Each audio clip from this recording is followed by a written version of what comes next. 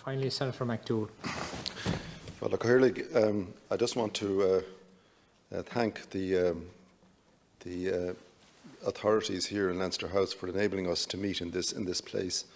On the question of education, I strongly support the requests that have been made, not merely today, but to the leader on the last occasion, that there should be a serious set of debates on education, and that Ministers Foley and Minister Harris should be asked in here not to announce final decisions, because obviously there are difficulties in view of the uncertainties arising out of the extent of COVID infection and how quickly we'll be able to overcome them, but to set out principles for the reopening of schools, because the effect, not merely on rural Ireland but on urban Ireland, of the closure of schools in September will be very substantial, particularly on the capacity of many married couples, or parents, single parents for that matter, to get back to work themselves. It's a really serious issue.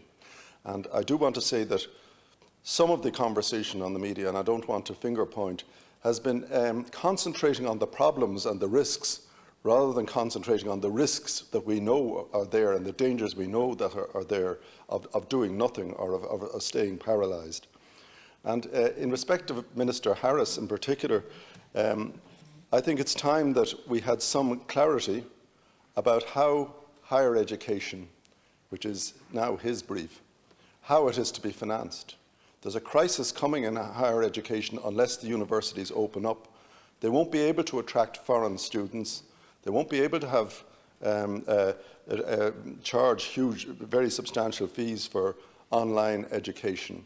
And from that point of view, I would just simply say that I would like to hear Minister Harris set out what he's considering doing, not just what decisions he's made, in relation to the financing of higher education, because it's about to get to a critical point. Thank you, Senator. Before I call on the leader, could I